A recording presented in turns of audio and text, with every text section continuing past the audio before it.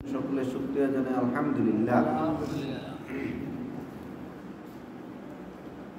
আজকের আলোচনা হলো শরীয়তের বিভিন্ন পরিভাষা, যেগুলোকে আমরা আহকামে শরা বলি। কি বলি?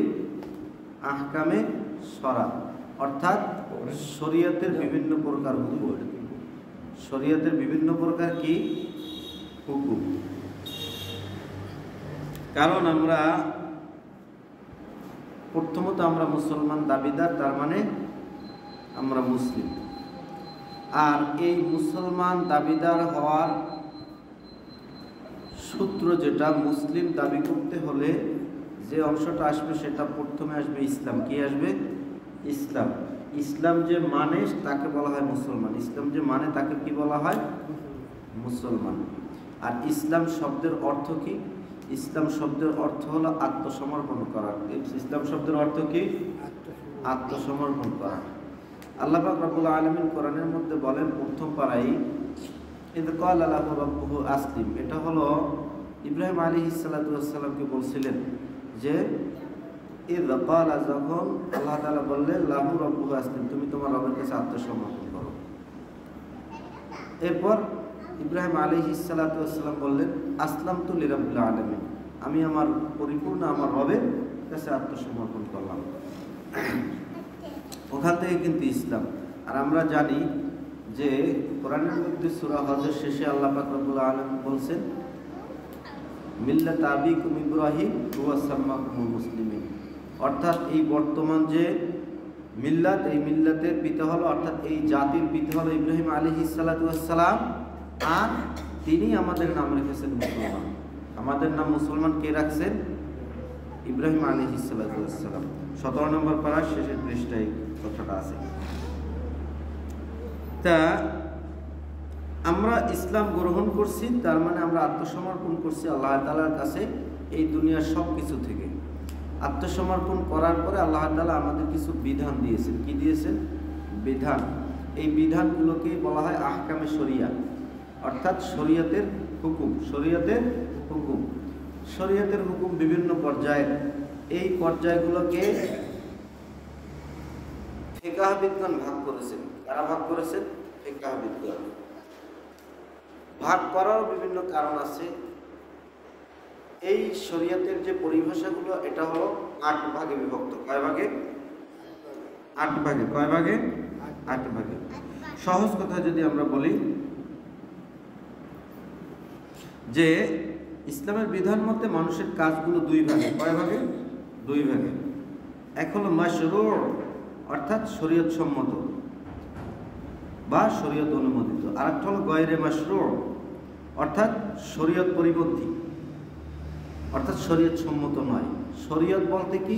একটু আগেই যে বললাম যে শরীয়ত হলো সরাসরি আল্লাহ তাআলা আমাদের যে বিধান দিয়েছেন, এটা হলো একটা হলো করার পক্ষে আর একটা হলো করার বিপক্ষে।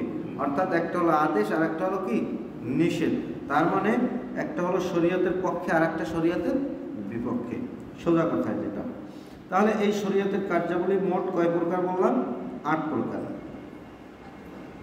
এই 8 প্রকারের মধ্যে সর্বপ্রথম যেটা আছে সেটা হলো ফরজ। সেটা কি? ফরজ।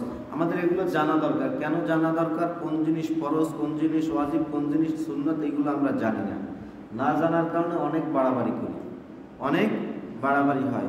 যেমন গত জুমায় যে আলোচনাটা ছিল যে জায়েজ আর নাজায়েজ বা হালাল হারাম সম্পর্কে, যে কথাটা বলতেছিলাম যে ওই জুমায় যে আলোচনাটা ছিল যে আমরা বিধর্মীদের থেকে অনেক কিছু কিনি, কিন্তু কিনে সরাসরি সব জিনিস ব্যবহার করা উচিত নয়।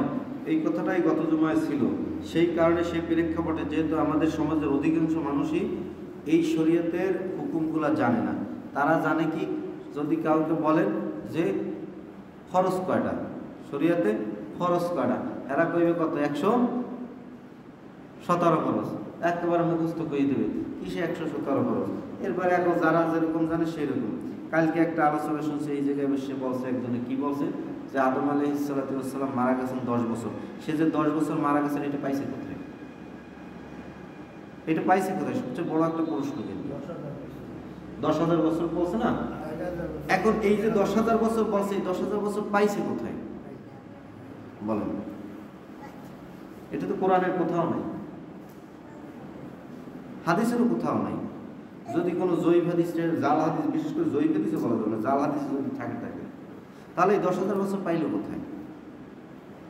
কেননা আপনি দেখবেন, বিশেষ করে যারা জেনারেল শিক্ষিত বা বাংলা ভালো বোঝেন, পড়েন বা পড়ার সাথে সম্পর্ক আছে, তারা বুঝবেন যে বিজ্ঞানের অনেক কথা, অনেক কিছু অনেকে লেখছেন।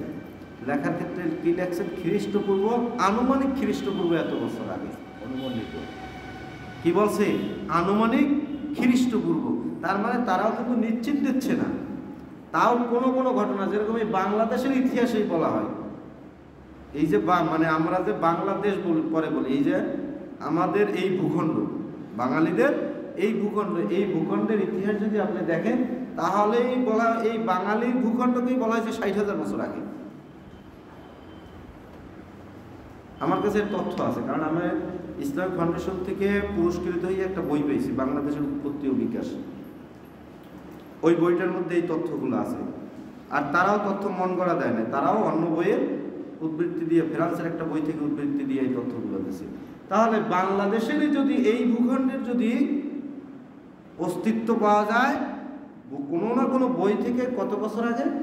60,000 বছর আগে। তাহলে আদম আলাইহিস সালাম কত হাজার বছর আগে মারা গেছেন পাইলে কোথায়? আমার প্রশ্ন হলো এই জায়গায়। এগুলো কিন্তু খুব গুরুত্বপূর্ণ কিন্তু বিষয়। এই জন্য কথা শুনলেই বলা যাবে না, আর জানলেই মানা যাবে না। জানলেই কি যাবে না? মানা যাবে না। মানতে হইলে শরীয়তের হুকুম আমাদের জানতে হবে, বুঝতে হবে, তারপরে মানতে হবে। এই শরীয়তের হুকুমগুলোরই প্রথম হুকুমটা হলো ফরজ। প্রথমটা কি? ফরজ। এই ফরজ কোনগুলো ফরজ, এটা আপনি কিভাবে বুঝবেন? এটা বোঝার জন্য বলা হয়েছে কি, ফরজ হলো সহজ কথায় ফরজ কোন জিনিস যেটা পালন করতেই হবে, আপনি ইচ্ছাই হোক অনিচ্ছাই হোক পালন করতেই হবে। আপনি না চাইলেও এটা ছাড়তে পারবেন না। আপনার ভালো লাগলেও মানতে হইবে, না ভালো লাগলেও মানতে হইবে। ওটা ভালো লাগা না লাগা কিছু আসে যায় না। যেরকম দেশের কিছু আইন আছে, দেশের কিছু আইন আছে, ওই আইনগুলো আমার পক্ষে থাকলেও আমার মানতে হইবে, আমার বিপক্ষে থাকলেও আমার মানতে হইবে। ওতে আমার ভালো লাগায় না লাগায় কিছু আসে যায়? অসংখ্য আইন আছে। কিন্তু ওইরকমভাবে আল্লাহ তাআলার পক্ষ থেকে এমন কিছু বিধান আছে যেগুলো আপনি চাইলেও মানতে হবে, না চাইলেও মানতে হবে। তার প্রথম স্তরটা হলো ফরজ। প্রথম স্তরটা কি? ফরজ। এই ফরজ অন্য কোনো জিনিস দিয়ে আদায় হয় না, অন্য কোনো জিনিস দিয়ে আদায় হয় না। আর আদায় করতে গেলে যদি কাফফারা দিতে হয়, এর কাফফারা ব্যাপক। যেমন রমজানের রোজা ফরজ, রমজানের রোজা ফরজ। এই রোজা যদি কেহ ইচ্ছা করিয়া ভাঙে, একটা রোজা কাজা করে, একটা রোজা রাখে না ইচ্ছা করিয়া, কয়টা রোজা রাখতে হবে তার জন্য? 60টা। হঠাৎ করে দেখা যায় ঘটনাচক্রে 59টা রোজা রয়েছে, একটা ভেঙে ফেলাইছে, এখন কি করা লাগবে? আবার 60টা। তার মানে কি? তারপর বলা হয়েছে এই যে 60টা রোজা রাখবে, তারপর ওই রোজার হক আদায় হবে না। যদি না রাখতে পারে তখন কি করবে বলেন? কি করবে? 60 জন মিসকিনকে 2 বেলা খাবার। কয় বেলা খাবার? 2 বেলা পেট ভরে খাবার। আর যদি আরো বাংলায় সহজ কথায় সহজ করি, তাহলে 60টা ফিতরা দিতে হইবে একটা রোজার জন্য। কয়টা রোজার জন্য? একটা রোজার জন্য। তারপরে ওই রোজার হক আদায় হবে না। এখন যদি আপনি মনে করেন যে না, আমি মন চাইলে মানলাম, মন চাইলে না মানলাম না, এটা সম্ভব না, এটা সম্ভব না। আপনি করতে পারেন আপনার খুশি, কিন্তু এটা আল্লাহ তাআলার কাছে গ্রহণযোগ্য না। এইটা হলো সহজ কথা, এইটা হলো ফরজ। যেই আদেশে আমি চাইলেও মানতে হবে, না চাইলেও মানতে হবে। এখানে এই বইয়ের ভাষায় যদি বলি, আল্লাহ তাআলার অলঙ্ঘনীয় আদেশ যা দলিলে কতঈ, অর্থাৎ অকাট্য দলিল দ্বারা প্রমাণিত, যাতে সন্দেহের কোনরূপ অবকাশ নেই। যেমন ইসলামের 5 রুকন, যা কোরআন মাজিদের অকাট্য আয়াত দ্বারা প্রমাণিত। কেউ যদি এই হুকুমকে অস্বীকার করে তবে কাফির বলে গণ্য হবে, আর তরক করলে ফাসিক বলে গণ্য হবে। এখানে দেখেন যে অকাট্য দলিল দ্বারা, অর্থাৎ এই অকাট্য বলতে গেলে সরাসরি আল্লাহ তাআলার কোরআন দ্বারা যেই জিনিসটা প্রমাণিত, ওখানে সন্দেহ নেই, মানে একটু এরকম ওরকম এই ধরনের নাই। তাহলে এই জিনিসগুলা সরাসরি দলিলে কথাটাই, অর্থাৎ সরাসরি আল্লাহ তাআলার আদেশ যেটা, এটা হলো ফরজ। এই ফরজ আবার দু ধরনের। ফরজ কয় ধরনের? দুই ধরনের। একটা হলো ফরজে আইন, আর একটা হলো ফরজে কিফায়া। ফরজে আইন হলো সকলের মানতে হবে, প্রত্যেকের আলাদা আলাদা হবে। যেমন এই 5 ওয়াক্ত নামাজ যার ফরজ হয়েছে তারই মানতে হবে, অন্যরা মানলে, অন্যরা যদি পালন করে তাহলে তার পক্ষ থেকে আদায় হবে না, আদায় হবে না। এ বিষয়ে বহু বলছি যে যদি নামাজ ছুটতে যায়, শুধুমাত্র এমন ব্যক্তির নামাজের কাফারা চলবে যেই ব্যক্তি কি অসুস্থ হয়েছে আর মৃত্যুর আগে সে সুস্থ হয়নি, এই ব্যক্তির নামাজের কাফারা চলবে। তাছাড়া অন্য কারো নামাজের কাফারা হবে না। এমন না যে আপনি অসুস্থ, আপনার নামাজটা আমি পড়িয়ে দিলাম, আদায় হবে না। যার নামাজ কি তারই পড়তে হবে। একজন আর জাকাত ফরজ হয়েছে, আপনার জাকাত আদায় হয়েছে, আমি জাকাতটা দিয়ে দিলাম, বা আমার জাকাত ফরজ হয়েছে, আপনি জাকাতটা দিয়ে দিলাম, এই জাকাত আদায় হবে না। ওইরকম ভাবে রোজা, রোজার কথা তো একটু আগেই বললাম। এরপরে আছে কি? রোজা গেল, এরপরে হলো হজ। এই হজ যদি আমার ফরজ হয় তাহলে আমাকেই হজ করতে হবে। আপনি যদি অন্য কাউকে দিয়ে হজ করেন সেটা নফল হবে, সেটা কিন্তু ফরজ হবে না, সেটা কি হবে? নফল হবে, হয়তো সওয়াব হবে, কিন্তু আপনার এই হজের ফরজ আদায় হবে না।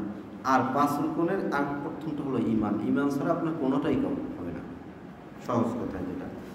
এরপর ফরজে কিফায়া। ফরজে কিফায়া হলো যে ফরজ সকলের উপর, কিন্তু কোনো একজন ব্যক্তি যদি ওই ফরজটা আদায় করে তাহলে আদায় হয়ে যাবে। সে তার উদাহরণ কি? যেরকম জানাজার নামাজ সকলের উপর ফরজ, কিন্তু কোনো এক ব্যক্তি যদি আদায় করে তাহলে আদায় হয়ে যাবে। এটা হলো ফরজে কিফায়া। দ্বিতীয় যে হুকুমটা আসে সেটা হলো ওয়াজিব। এটা হলো দলিলে জন্নি। দলিলে জন্নি অর্থাৎ কোরআনে এমন কিছু কথা আছে যেই কথাগুলা পুরোপুরি স্পষ্ট নয়, অস্পষ্ট, সেটা হলো ওয়াজিব। সেটা কি? ওয়াজিব। এটাও আপনি মানতে হবে, এটাও কি অবশ্য পালনীয়, কিন্তু একটু পার্থক্য আছে। কি পার্থক্য আছে? আপনার ফরজের ক্ষেত্রে বলা হয়েছে কি যে ফরজ অস্বীকার করলে কাফের হবে, কিন্তু তরক করলে ফাসেক হবে। তরক করলে কি হবে? অর্থাৎ আপনি নামাজ অস্বীকার করেন না, কিন্তু আপনি নামাজ পড়েন না, আপনি নামাজ বিশ্বাস করেন, অন্তরে বিশ্বাস, সব দিক থেকে, যে আমি অন্তর থেকেই বিশ্বাস করি, কিন্তু আপনি পড়তেছেন না, তাহলে এটা কি? ফাসিক। তাহলে আর ওয়াজিবের ক্ষেত্রে হলো, ওয়াজিব যদি কেউ অস্বীকার করে তাহলে ফাসিক হয়। ওয়াজিব অস্বীকার করলে কি হয়? ফাসিক হয়। তরক করলেও ফাসিক হয়। তরক করলেও কি হয়? ফাসিক হয়। এখানে শুধু একটা মানে শুধুমাত্র অস্বীকারটা হলো ওয়াজিবের সাথে আর ফরজের সাথে পার্থক্য, আর কোনো পার্থক্য নেই। কিন্তু ওয়াজিব তরক করলেও কি হয়? ফাসিক হয়। আর ওয়াজিব অস্বীকার করলেও কি হয়? ফাসিক হয়। কিন্তু ফরজ তরক করলে ফাসিক হয়, ফরজ অস্বীকার করলে কাফির হয়। সহজ কথা বুঝি? কারণ বিস্তারিত, আরো বিস্তারিত বলতে গেলে মানে অনেক লম্বা হবে আলোচনা, যার কারণে বেশি লম্বা করব না। এর মধ্যে তাহলে ওয়াজিব কি কি আছে? সহজ কথা কি, যেগুলো পরিচিত ওয়াজিব। এই পরিচিত ওয়াজিবের মধ্যে হলো যে একটা হলো 2 ঈদের নামাজ, 2 ঈদের নামাজ, বেতেরের নামাজ, এটা কি? ওয়াজিব।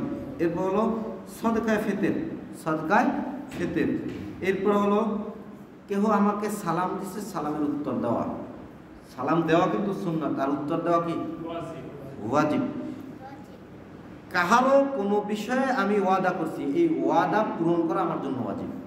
ওয়াদা পূরণ করা কি? ওয়াজিব। তবে এই ওয়াদাটা যদি শরীয়ত সম্মত হয়, সব ধরনের ওয়াদা কিন্তু রক্ষা করা যায় না। ওয়াদাটা কি হয়? যদি শরীয়ত সম্মত হয়, তাহলে এই ওয়াদা রক্ষা করা আমার জন্য কি? ওয়াজিব। কেউ দাওয়াত দিছে, কেউ দাওয়াত দিছে, এই দাওয়াত আমি গ্রহণ করছি। দাওয়াত কি? গ্রহণ করছি, সেখানে যাওয়া আমার জন্য ওয়াজিব। সেখানে যাওয়া কি আমার জন্য ওয়াজিব? বুঝছেন না? বুঝেন নাই? সহজ কথায় এরকম আরো অনেক বিষয় আছে, এগুলো হলো যেগুলো মানে একেবারে খুবই মানে প্রসিদ্ধ, এইগুলো বললাম। আরো অনেক বিষয় আছে। তাহলে আমরা ফরজ পাইলাম। ফরজ কয় প্রকার পাইছি? 2 প্রকার। কি কি? ফরজে আইন, ফরজে কিফায়া।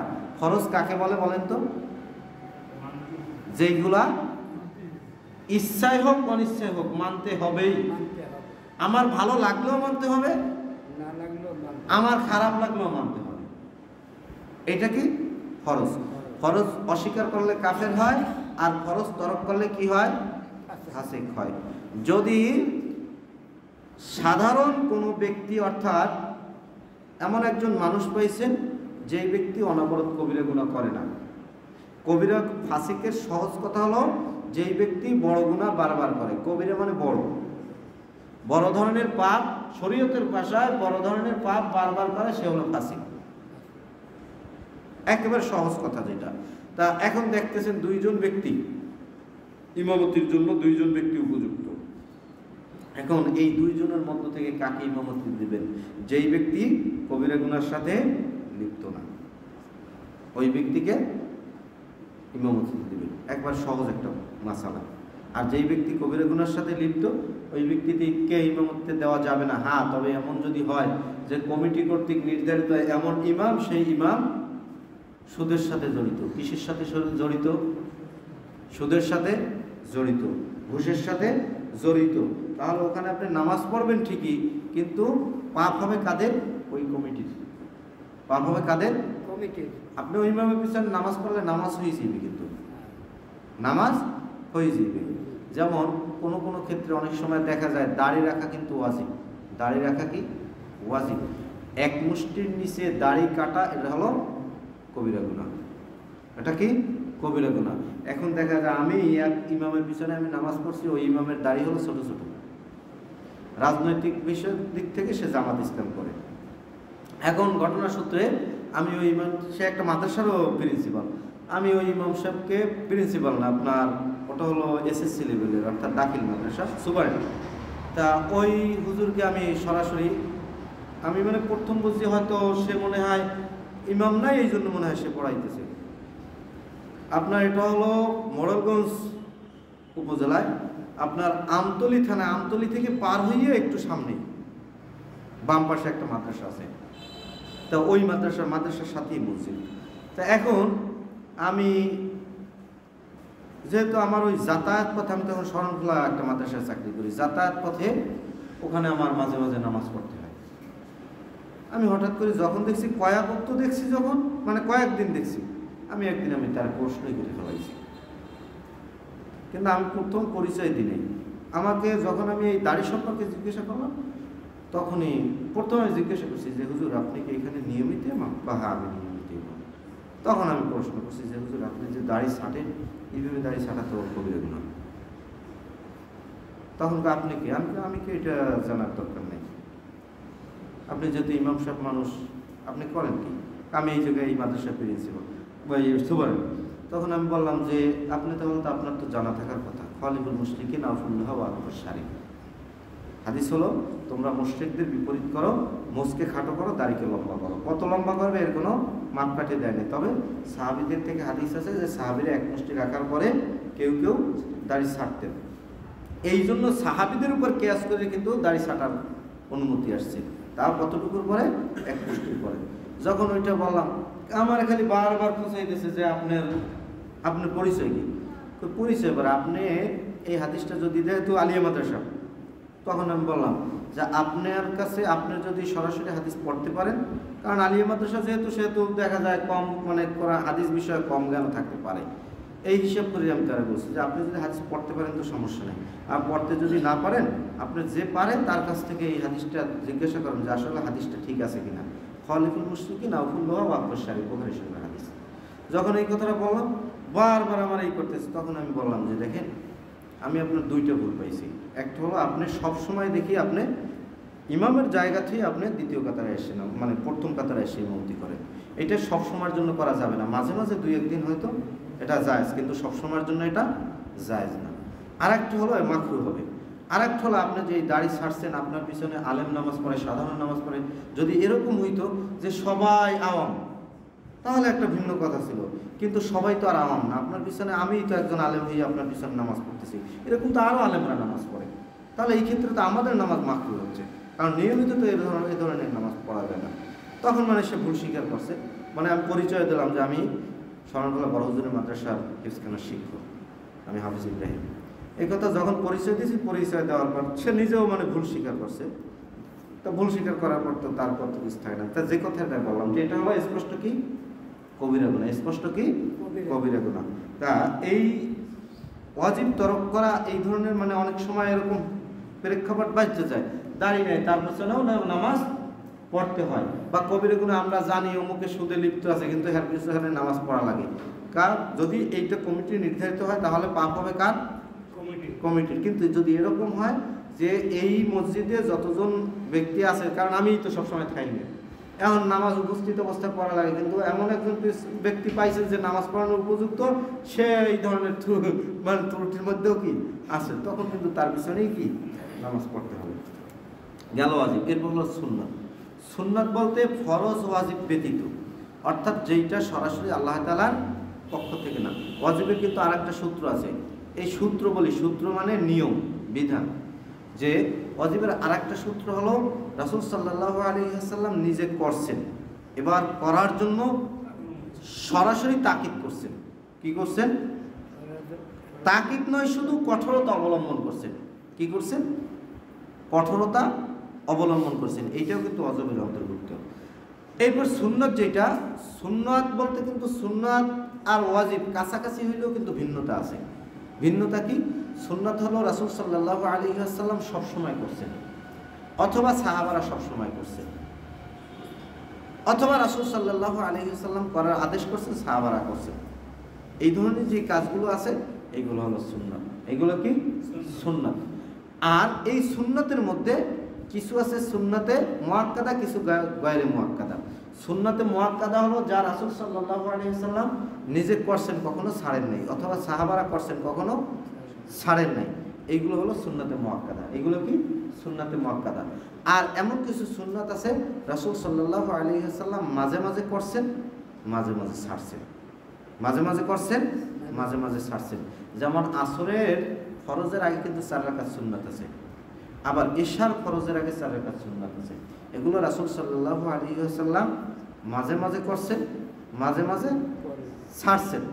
এটি হলো সুন্নাত, সুন্নাতে গায়রে মুআক্কাদা। এটা কি সুন্নাতে গায়রে মুআক্কাদা। নামাজের দিকে যদি আমরা সুন্নাতে মুআক্কাদা বলতে যদি হিসাব করি, তাহলে 5 ওয়াক্ত নামাজে 12 রাকাত সুন্নাতে মুআক্কাদা। কয় রাকাত? ফজরে ফরজের আগে 2 রাকাত সুন্নাত, জোহরের আগে 2 রাকাত সুন্নাত, জোহরের আগে 4 রাকাত সুন্নাত, জোহরের পরে 2 রাকাত সুন্নাত। এখন যে কইলাম জোহরের আগে আর জোহরের পরে, আমরা যে বলি কি জোহরের সুন্নাত, মূলত জোহরের মূল নামাজ হলো 4 রাকাত। কয় রাকাত? সেটা হলো ফরজ। জোহরের আগের 4 রাকাত যে জোহরের সুন্নাত, মূলত ওটা জোহরের নামাজ না, ওটা কি জোহরের ওয়াক্তের সুন্নাত। এই জন্য আমরা বলি জোহরের নাম সুন্নাত। কথাটা কি বুঝতে পারলাম? তাহলে জোহরের আগে 4 রাকাত সুন্নাত, জোহরের পরে 2 রাকাত সুন্নাত। তাহলে এই 6 আর 2 8 রাকাত হয়েছে। এরপর হলো মাগরিবে 2 রাকাত সুন্নাত, 8 আর 2 10, ইশায় 2 রাকাত সুন্নাত। অর্থাৎ এসব মাগরিবের ফরজের পরে 2 রাকাত, ইশার ফরজের পরে 2 রাকাত। এই মোট 12 রাকাত সুন্নাত হলো সুন্নাতে মুআক্কাদা। আর নামাজ ছাড়া অন্যান্য কাজে অনেক সুন্নাতে মুআক্কাদা আছে, একটা দুইটা না, বহু সুন্নাতে মুআক্কাদা আছে, কিন্তু বিশেষ করে নামাজের কথা বললাম। আর সুন্নাতে গায়রে মুআক্কাদা বলতে সহজে নামাজের মধ্যে যদি হিসাব করি, তাহলে আসরের আগে 4 রাকাত আর এশার আগে 4 রাকাত।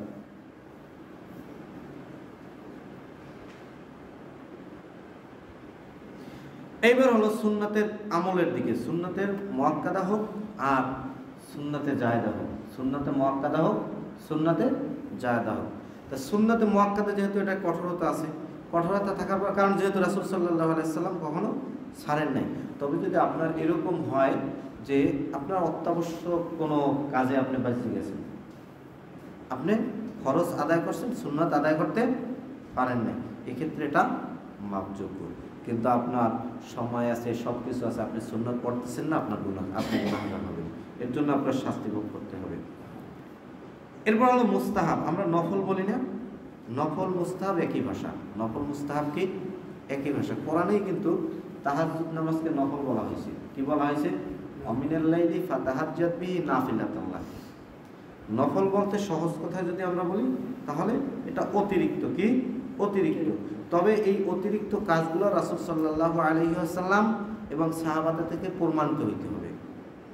অর্থাৎ রাসূল মাঝে মাঝে কোনো একটা কাজ করছেন, এটা সুন্নতে মুআক্কাদার গয়রে মুআক্কাদার অন্তর্ভুক্ত হয়, কিন্তু কোনো কোনো ক্ষেত্রে যেহেতু এটা নিয়মিত আমল ছিল না, অধিকাংশ সময় ছাড়িয়ে দিতেছেন, এই কারণে এটা নফলের অন্তর্ভুক্ত, অর্থাৎ মুস্তাহাব।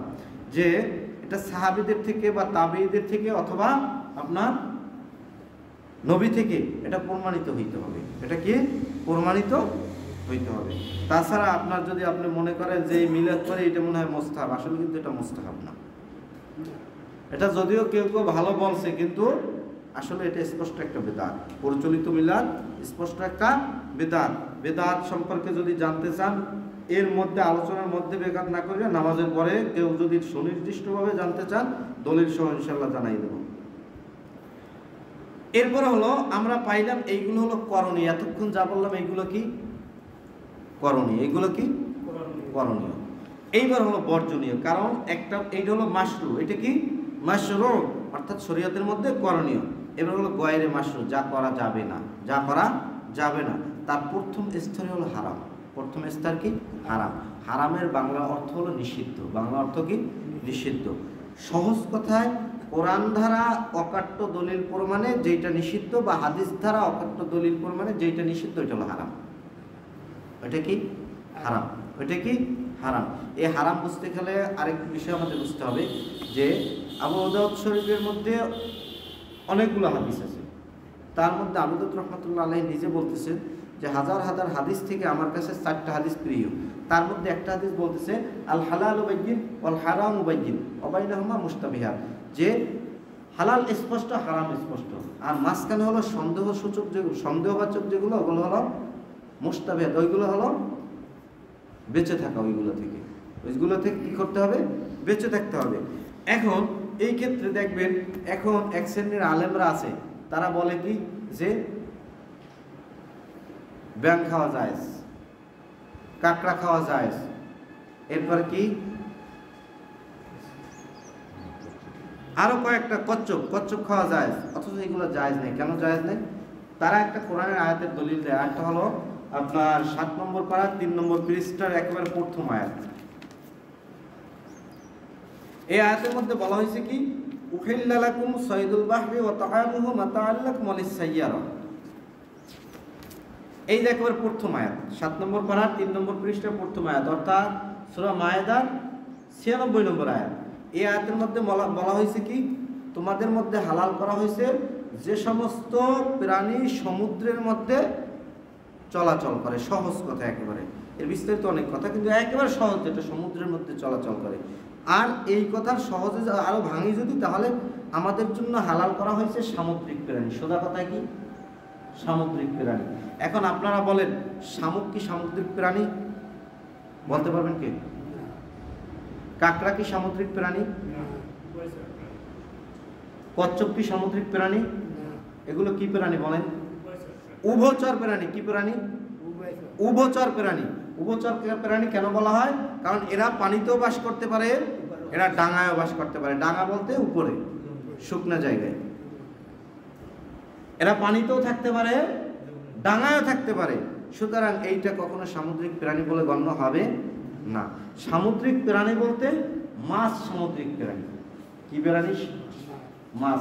এর সাথে আরো অনেক কথা আছে, বিস্তারিত বলতে গেলে এমনি সময় অনেক লম্বা হয়েছে, আরো লম্বা হইবে। বিস্তারিত যদি সামনের জুমায় স্মরণ থাকে তাহলে ইনশাল্লাহ সামনের জুমায় বলবো, এই জন্য আর এখন আর বাড়াইলাম না।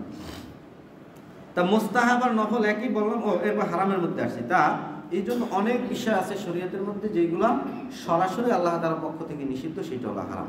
সেটা কি হারাম। আর কিছু আছে সরাসরি কোরআন হাদিস থেকে নিষিদ্ধ নয়, সন্দেহ আছে, এটা হলো মাকরু। এটা কি মাকরু। এই যে এখানে বলা হয়েছে মাকরু। মাকরু আবার 2 প্রকার, মাকরু তাহরিম, মাকরু তানজিহি। মাকরু তাহরিম হলো যে কাজ নিষিদ্ধ হওয়া অকাট্য দলিল দ্বারা প্রমাণিত নয়, বরং দলিলের জন্যই দ্বারা প্রমাণিত। বিনা ওজরে এসব কাজ গুনাহ বা শাস্তিযোগ্য অপরাধ। এমন কিছু অপরাধ আছে, যেরকম মিথ্যা বলা কিন্তু একটা হারাম কাজ, কিন্তু এই মিথ্যাটা আপনার মাকরু হবে তখন যখন দেখা যায় একটা সংসার ভেঙে যাইতেছে, একটা সংসার ভেঙে যাইতেছে, তখন আপনি কি করলেন? ওই একটা মিথ্যা বললে ওই সংসারটা বেঁচে যায়। এটা আপনার মাকরুর ওজন দিয়ে জায়েজ হবে। মাকরুর ওজন দিয়ে কি হবে?